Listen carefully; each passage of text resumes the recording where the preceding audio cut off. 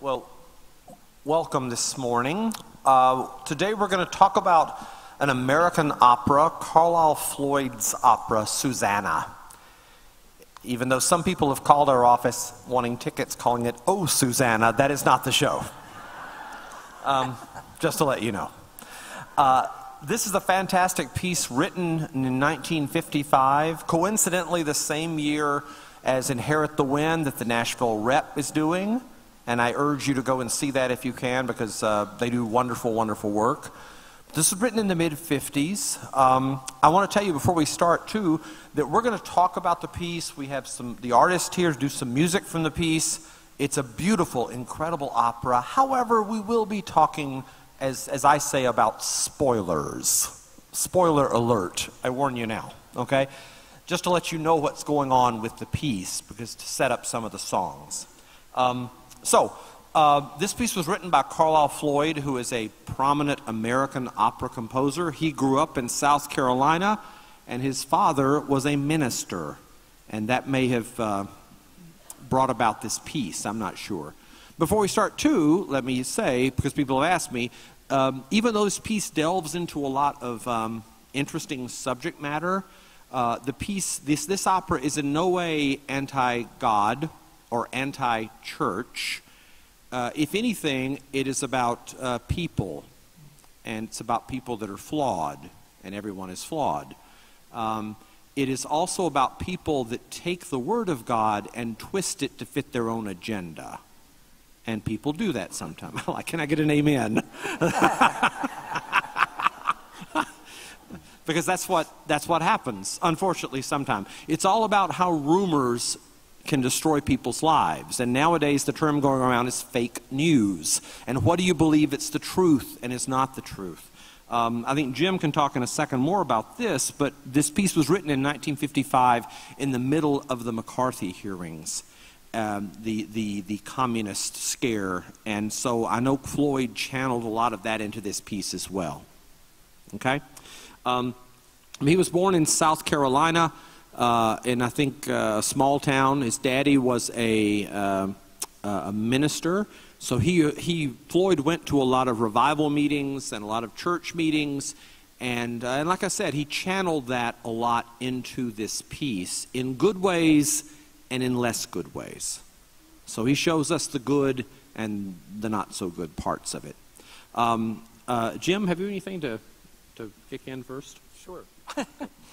So I come from the musical and the historical side of this, and in terms of this being written in the middle of the 1950s, Karla Floyd said that it was indeed a response to, among other things, McCarthyism and his fear of how he saw groups of people being controlled or being harassed or driven to extremes by lies and innuendo. And as those of us old enough to remember, people's lives were destroyed by innuendo and still can be, as we have seen. And he was taking those ideas and laying them over a story from the Apocrypha, from the Bible, about Susanna and the elders, which has a bit happier ending than the opera does. But it's about someone being accused of being something that she isn't, by people who need to accuse her of that. Something else that the opera is about that is not, it's related to its period as well, and it's something that John and I have talked about, and another musicologist, Joy Calico, who's actually on the board of the opera, have talked about. What happens to Susanna in the opera has often been called a seduction. She is seduced by a man who thinks that she is what the town says she is, and indeed she is not. Now, I'm trying to not too much of a spoiler here. Yeah. But what happens, and I think we have talked about this, and this is rather strong, but what happens is not a seduction, it is a rape. And it's off stage, and it destroys this young woman. And that is the rest of the opera's unwinding. And Karla Floyd wrote this very powerfully, and it's an opera of many powerful moments. But this is an element of it that I think we should be aware of, because as John said, it's not "Oh Susanna." It's heavy stuff. It's also great music. More about that in a second. So he's dealing then with how communities or groups of people can destroy people that they don't like or disagree with through innuendo and lies and even violence. And it is about sexual power, which is something that we have heard a lot about in the last couple of years.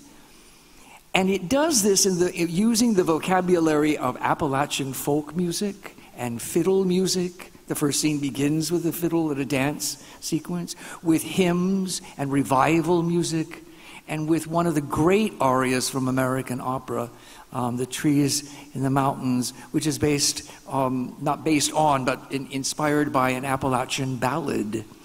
So the music in this piece is rich and beautiful, and all of it used, as John and I were talking earlier, in this beautifully structured piece of drama that tells a powerful, powerful story that is just as valid today as it was in the mid-1950s. So, yeah.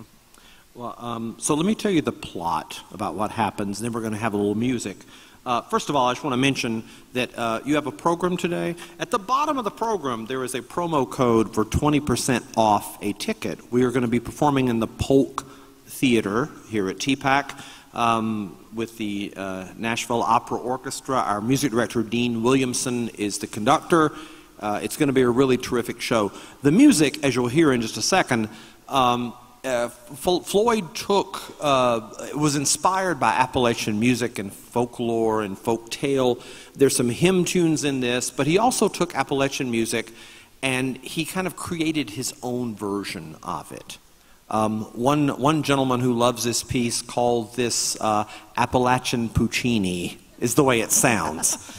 It's actually very beautiful and very lush. It starts very light-hearted and beautiful, and then it kind of starts a slow descent down. And it does get pretty heavy going, I will say.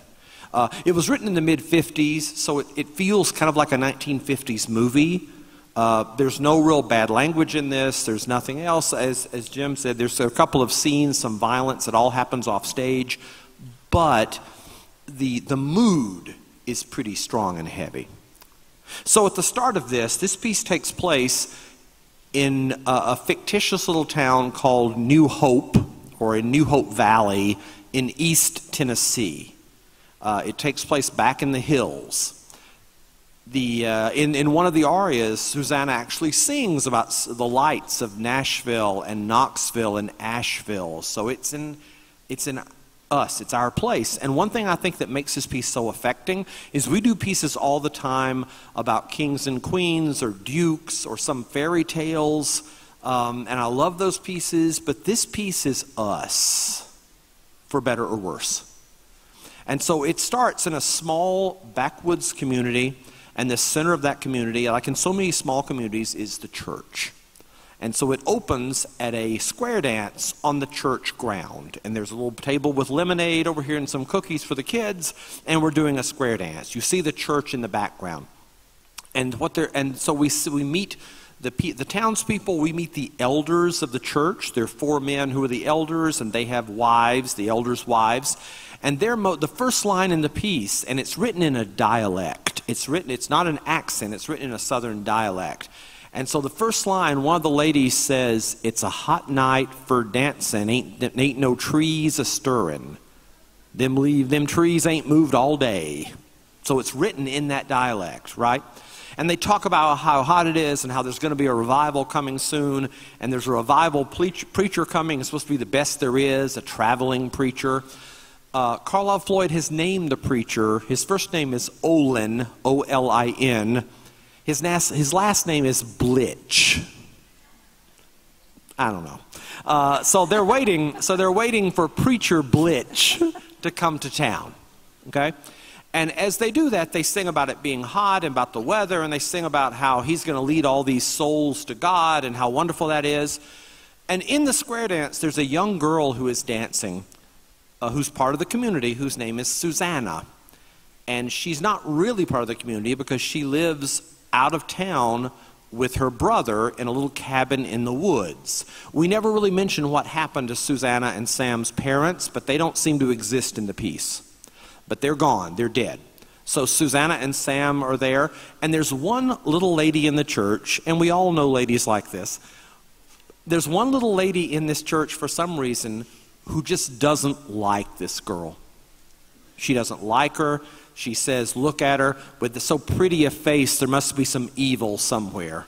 This girl is not good. I can look at her, and look at the way your husbands look at her. Look how she's too pretty. Look how nice she looks, and she's going to come to a bad end, and she needs to come to God. And the other ladies hear this, and one of them even says, she seems like such a nice girl, and this other woman will shut her down and say, look at her, something's wrong. Okay. And then the preacher comes, and he comes into town. Everybody's glad to see him. We're going to have a revival, and the square dance scene ends. And it's great. It's very upbeat and very beautiful. I was telling somebody this piece to me feels like the Andy Griffith Show, or I'll tell you, a lost episode of the Andy Griffith Show that was written by Quentin Tarantino. Because it starts real beautiful. In fact, it could be a scene out of Mayberry. And then little by little, we start peeling off that veneer. Okay? In the 50s. That's when it was written. So the square dance scene ends, and then Susanna goes back to her cabin with her little friend, whose name is Little Bat.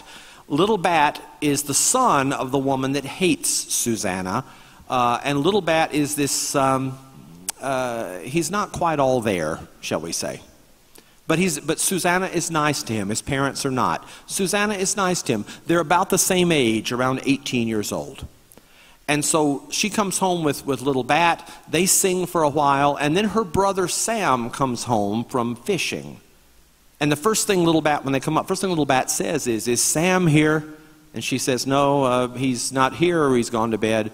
And Little Bat goes, I'm scared of Sam, because my mom says he's mean.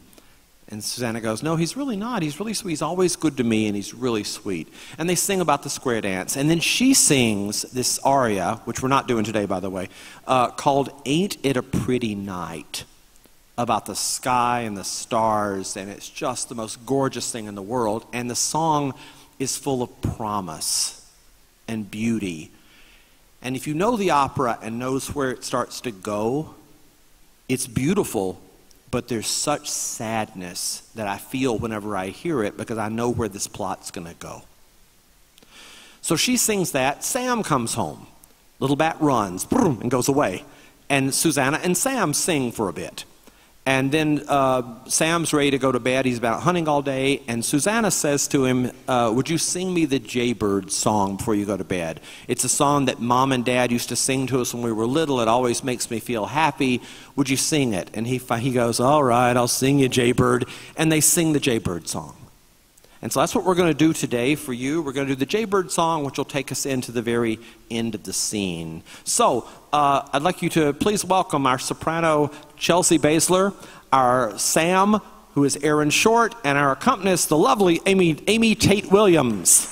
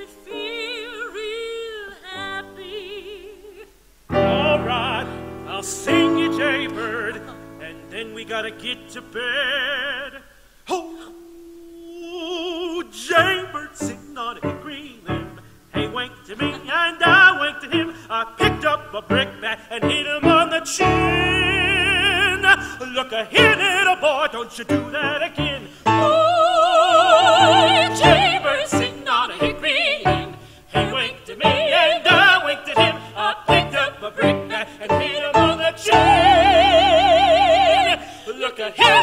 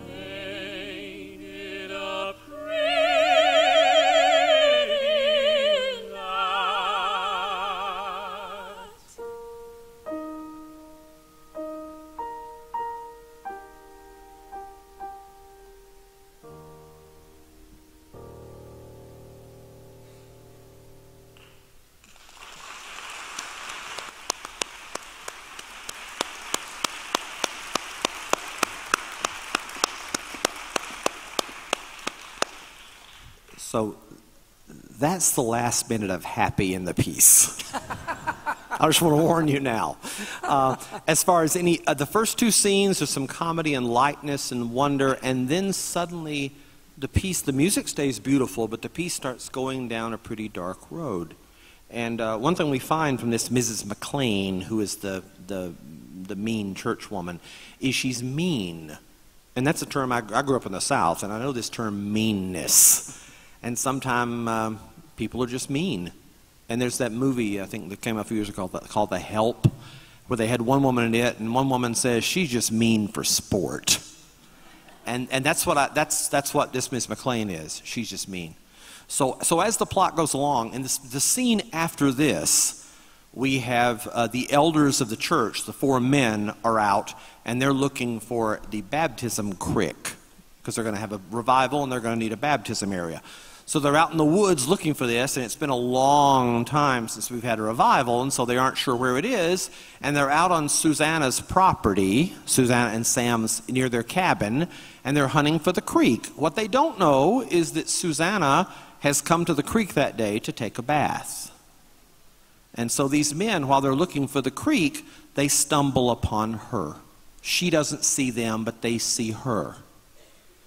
And then they turn out to us and they sing how their wives were right, and any woman that would expose herself like that is a horrible woman who needs to be brought to God. However, they continue to look at her.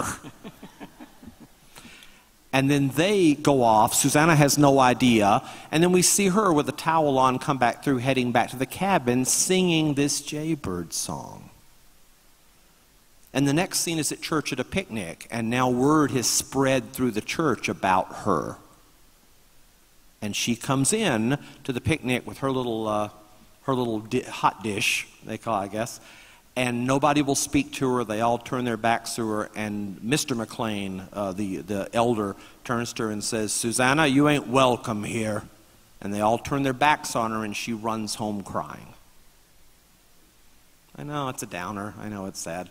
It gets worse. But this is it's kind of about the outsider too, and it's about pushing someone who should be part of a community, and for some reason she is pushed away. And Jim, do you have anything historic about that? Well, just that is sort of the quintessential part of the McCarthyism that he was writing about, and it was also Karla Floyd's sort of contained rage about being a gay man in the mid-50s, when it was not a safe thing to be a gay man, either legally or morally, or in terms of the Red Scare. There was also what was known as the Lavender Scare, which meant that even the insinuation of being homosexual could destroy, and did destroy, many, many lives. And so the sense of the outsider is also Floyd's internalization of his own anger at what he experienced as by necessity at that time, a closeted gay man. So that fits into this narrative of the outsider, which is definitely a big part of this whole story. Yeah. And so after she comes home from the picnic, Little Bat follows her home, and he comes to her to tell her what's happened, about how the elders were looking for a baptism creek, and the line is, and they found it, only you was in it. As bathing naked as a jaybird, it was a horror. It was a terrible, sinful thing to see, and she says this great defense. She says, But I didn't do anything. I've been bathing there all spring, Little Bat. And how they've told the preacher about it, and how he's praying for your soul, and we're going to pray for you at the revival. And she gets more and more distraught, and she says, who's saying all this? Who? And Little Bat says, everybody. And then there's a moment of silence where she takes this in, and Little Bat says, there's more that you don't know. And then he confesses that his mother and father have forced him to lie. And as he says, I had to tell everybody that you let me love you up, like you've done with all these other men. See, I'm gonna get really upset. Hold on. This affects me so deeply. This because it's so hurtful. And she has a great moment where she says, "How could you? It's a lie. It's a lie. You know it is." And he says, "I know it's a lie. I know you've always been good to me, but they made me say it. They made me. I swear." And I was so scared. And so she runs him off the land. And then as she's crying, Sam, her brother, comes in. And she turns to him and says, and she goes, "Sam, something horrible's happened." And he says, "I know, I heard all of it. I heard it." And she says, "What's it all about, Sam? What's it all about?" And he sings an aria, which is a fantastic piece, called "It Must Make the Good Lord Sad." And it's a song about how people would rather believe the worst than believe good sometimes. So, Aaron Short is going to come out with Amy, and we're going to sing Sam's aria from the end of Act 1 of Susanna. Aaron?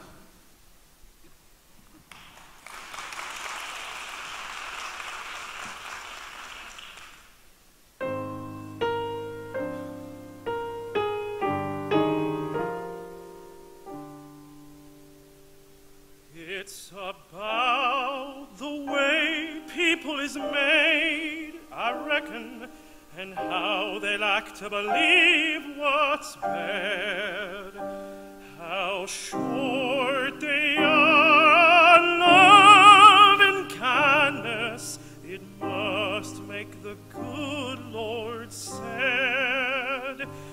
They don't know it ain't what you feel that counts, but what you do about it. So instead they take it out on you. It must make the good Lord sad. Way out yonder somewheres the Lord's great heart must break at seeing how men treat one another and say they're doing it all for his sake. It's a hard, hard thing for you to realize. I know that people want to believe what's bad and how short they are on love and kindness. It must make the good Lord sad.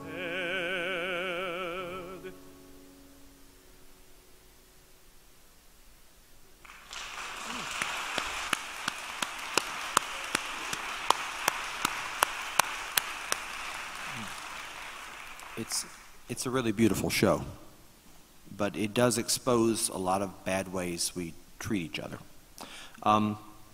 Karloff Floyd, who wrote this piece, this was his big hit and his claim to fame. But I have a little list here of some of his other pieces. He's written a lot of other pieces. They're not done that often. Susanna is probably, I dare say, his Citizen Kane. It is like the big piece that became his famous piece. It's been done at the Met a few years ago with Renee Fleming. It premiered in 1955 with a woman named Phyllis Curtin, who was fantastic, created the role. But before this, he had written an opera called Slow Dusk, not very well known. He also writes his own libretto. He also writes his own words to his pieces. And that's something he's always done and still does. Then he wrote Susanna in 1955. He wrote Susanna. In 1958, he wrote an opera based on Wuthering Heights. Again, most of these you've never heard of. He wrote a piece called The Passion of Jonathan Wade. That's a Civil War piece. In 1970, he wrote a piece based on Of Mice and Men. And it's a wonderful piece. It's very, very affecting. In fact, I think what works against the piece is it's too affecting. Because this is a pretty heavy piece, but if you know the story of Of Mice and Men, when you add his music to it, audiences usually attend it and they say, "Boy, that was really good. I never want to see that again." And so it kind of works. I think it's so effective it works against him. He wrote another, A Flower and the Hawk, Bilby's Doll, Cold Sassy Tree, based on the book. He did that. He recently wrote an opera a couple of years ago called The Prince of Players, which is set in Shakespeare times. And one piece he wrote, which I wish more people would do, but it's big, is a piece called Willie Stark. And it's an opera based on All the King's Men, the Robert Penn Warren novel about the Louisiana politics. It's fantastic, but it's a grand opera. It's a big opera, and it hasn't been done that much at all, unfortunately. But he's very prolific. He's written a number of pieces. They've been done. All these have premiered, but the only piece that's really caught on, that's done a lot, is Susanna. That seems to be his piece. Mm-hmm. And he was at that time in the United States, in the middle of the 20th century, in the 50s, there was a whole group of composers writing operas that were very well received. Samuel Barber, for instance, Vanessa may be the most famous of his. He later opened the New Metropolitan Opera, then new, with Antony and Cleopatra. Giancarlo Menotti wrote a number of operas, one of which was commissioned by NBC Television, A Mall and the Night Visitors, which was premiered on television. This is how popular opera, or how popularly opera was treated at the time. John Ward, whose opera of The Crucible, Arthur Miller's play The Crucible, is a stunning opera. Douglas Moore's The Ballad of Baby Doe, and this whole mid-century school of opera and music in general is rather neglected these days because it's looked on as too traditional, not progressive enough. And in fact, I was telling John, the book that one of the classes in 20th and 21st century music uses at the Blair School of Music, I don't use that particular book, but the other class does. It does not even mention Samuel Barber's name, or Leonard Bernstein, who was very prolific at the time. He wrote most of his vocal work was for the musical theater stage. So there was this lost body of American opera, and Susanna is one of the ones that has survived. It's been done more, and for a long time it was the most produced American opera, and it's still held in very high regard by audiences, especially, and some critics. But there's this whole black hole in the middle of the 20th century of these, because they were conservative, or because they were romantic and writing in a tonal medium, there were political ramifications, and I won't even go into all of that. But they tended to be leftist in their politics, and they have disappeared from the canon, sadly enough. Yeah, no, it's true, and I love these pieces. You don't get to see them that much anymore, and that's the problem. Nobody's programming it much. I've always loved this piece, Susanna. We did it here in Nashville, and I'd not been here long, but it's a piece I loved. And years ago, this piece was done, as Jim said. It was done a lot in so many companies and regional companies. And then everything has cycle and everything kind of fades away. But we did it here in Nashville in the Polk Theater in the year 2000, 17 years ago. And it's not been here since. And very few companies around the country have done it, a handful. Schools have done it some, but it's kind of volatile subject matter for schools sometimes. But it's a piece that needs to be heard. So I'm really proud we're doing it because I love this piece. Yesterday in rehearsal was the first day we'd really started working the piece through from top to bottom. Start at the top, we'll run through the entire piece. The entire piece is not long. It's 2 acts, and each act is around 45 minutes long. And we do a 20-minute intermission, so it's about a 2 hour and 5-minute evening. So it's not even that long a piece compared to some operas. Right? That's about the length of 1 act of some Wagner operas. So it's very compact and concise, and the darn thing just works. It just works. And one thing I was going to ask you too, Jim, when people are writing, when composers write, often they write and they start to edit, and they write and they take things out, and you feel the bumps about where the edits are. I don't feel any edits in this. No, and we were talking before, the whole dramatic arch of this opera is so well constructed, just as a piece of drama, and then the music simply fuels that and pushes it forward. And no, there are no bumps in it, no holes. There are no holes. Yeah, and there's not really a wasted measure or moment. It's such a tightly working dramatic piece. But for the first time, starting at the top and going through, you start feeling the dramatic momentum build in the piece, and it's really great. It's great, great, great. So I have one thing here I found, Karloff Lloyd, some of him at a speech he had given about himself. I want to read some of this. Where Karloff Lloyd speaking for himself, he says, "I really am primarily an operatic composer. I've done a few pieces for orchestra, but very few. I expect the audience to be engrossed in the stage action and to have a total theatrical experience in which one element does not dominate, either the music or the drama or the production itself. The concept of total theater in which all the parts are fused is very exciting and all too rarely realized. When I conceive an idea for an opera, it comes as one piece. You have to have a dramatic through line in everything you do for a piece to have any type of organic quality. As I write my libretto, I often have no idea of the music that may be going on." I find that really interesting. I write a libretto and then I set it to music.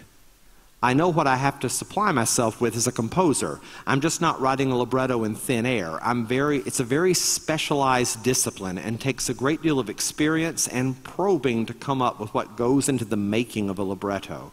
I think probably the reason for the failure of most contemporary operas is a poor libretti. Amen. I agree with that.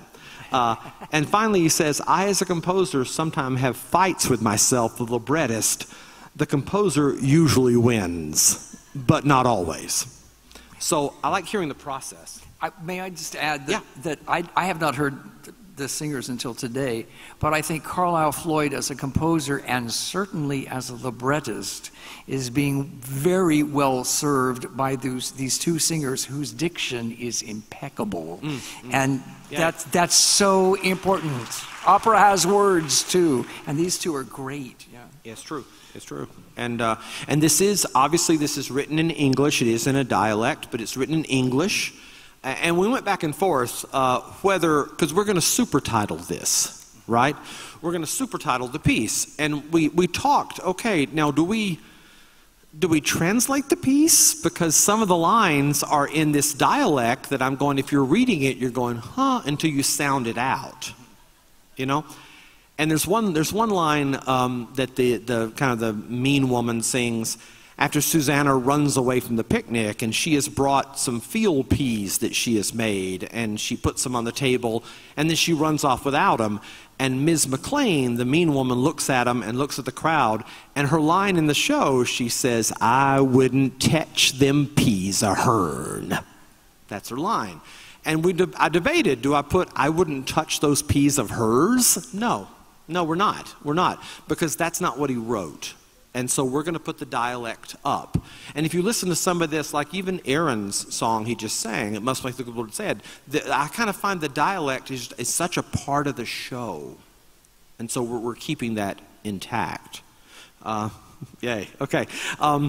So we finish Act 1. This aria finishes Act 1. There's a little more, but we finish kind of in despair.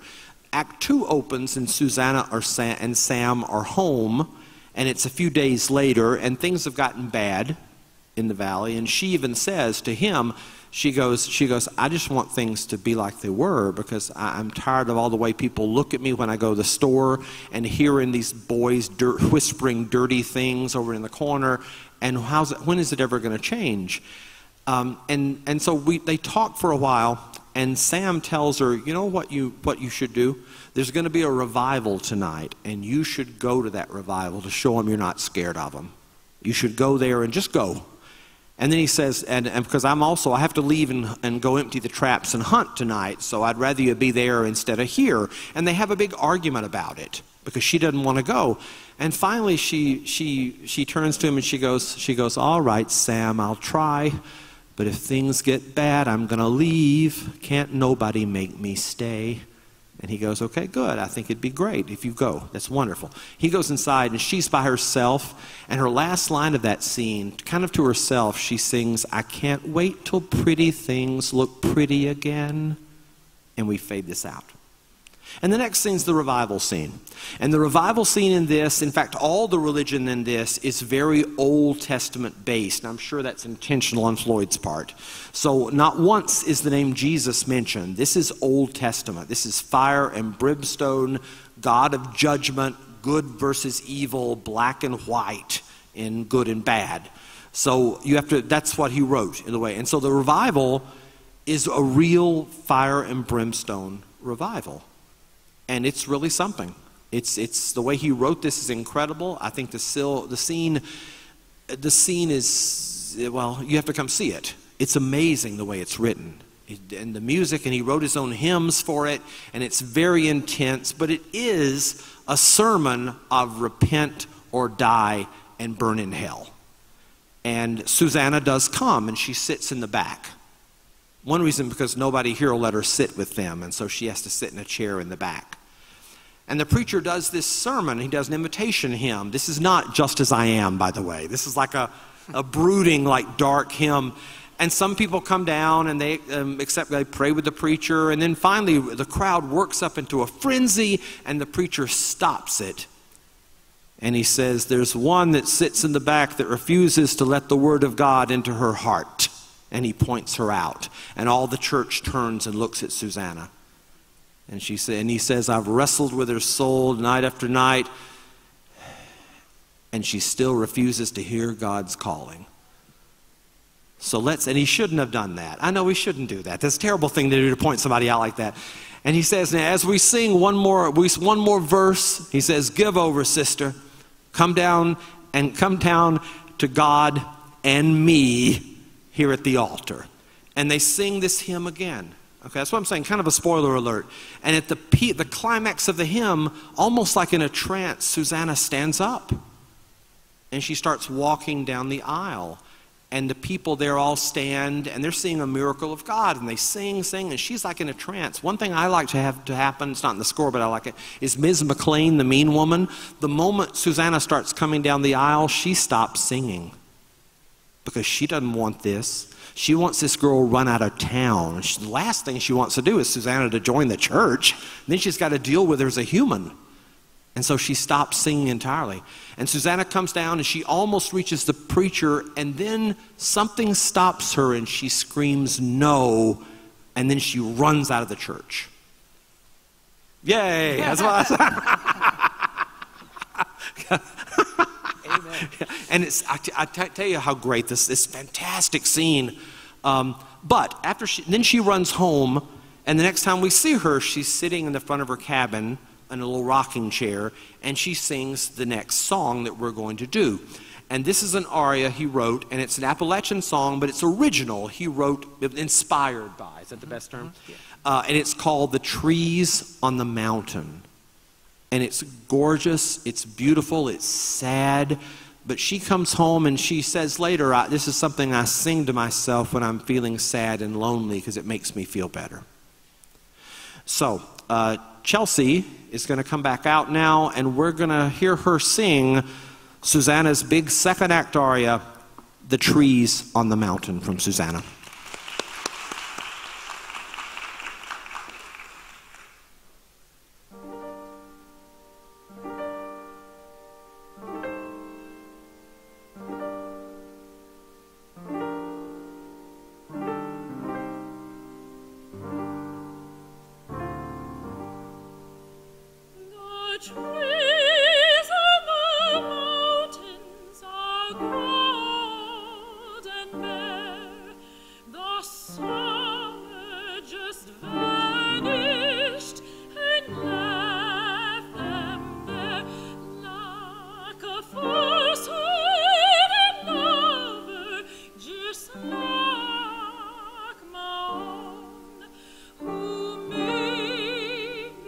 Love you.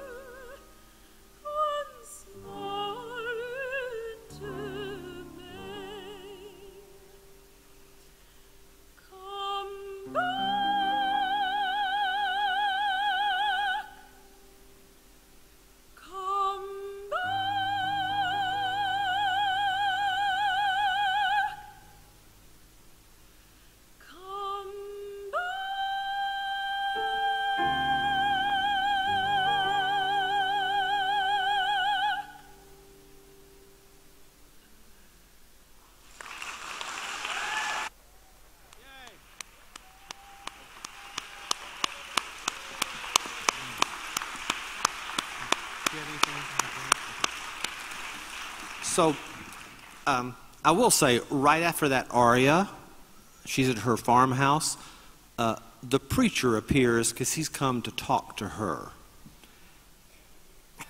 I'm just saying, it doesn't go well. That's all I'll say. Hashtag me too. It doesn't go well.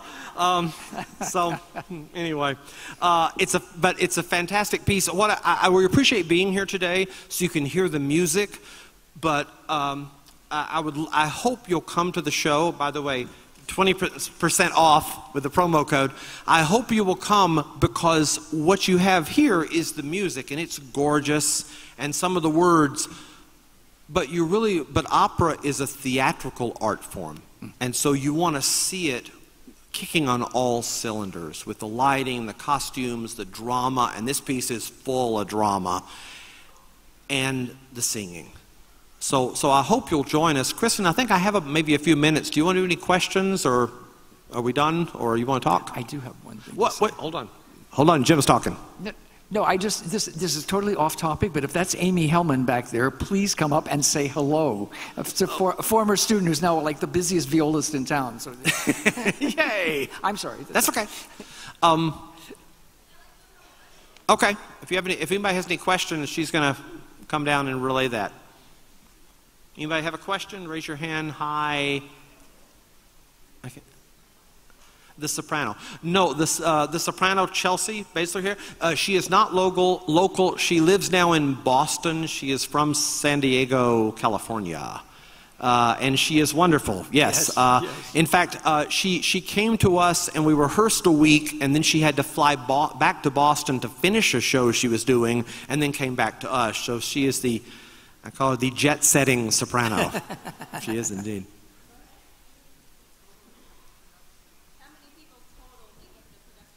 Total, we have, there are 4 principal singers, there are 8 secondary role singers, we have a chorus of 24, there are 3 children in the piece, non-singing, we have an orchestra in the mid-40s, I think, and I have 1 dog. So, you can't have a church picnic without a dog running around, so I got a dog. A real dog. It was a mistake on my part, but the dog is there.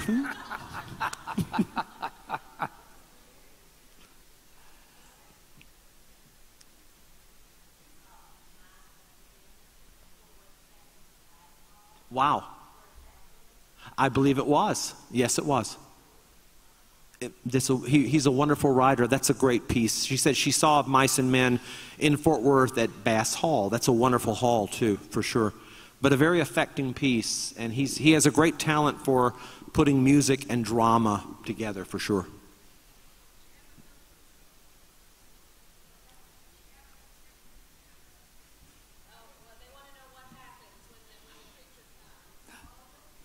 I'm not going to, no. By the way, 20% off in the Polk Theater next weekend. Not this weekend, next weekend.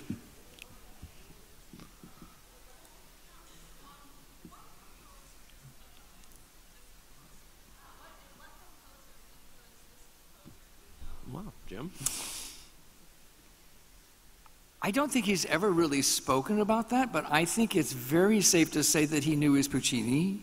I would say that, yeah, for sure. And that he also knew, like many American composers, the American music around him, ballads and African-American music and Appalachian ballad, the folk music and church music and from all through the 20th century, Virgil Thompson, Aaron Copland, all of it, Bernstein, all of these, Charles Ives certainly, all used the music around them, that much of it was American music. And then as an opera composer, of course, I think Puccini was probably the biggest influence, but he knew the operatic repertory very, very well. And he knew piano music very well, too, because he was a pianist.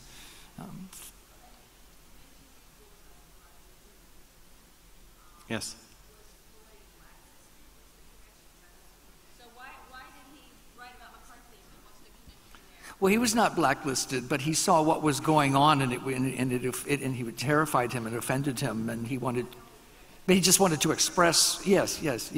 No, he had no, except for the fact that he felt angry because he had to closet his own identity, as did many people, as a gay man. But he was hardly alone in that one. But in terms of his, being blacklisted or having his career damaged by it or anything, no, it was a very personal response to it, an expressive response to it. But I think it was also a time with the McCarthyism hearings about people being accused of things falsely, which is a big theme in the show. And in Ward's The Crucible, that's kind of the theme of it. And a lot of pieces that era, a lot of the pieces reflect in some way the politics of the era. On the end here.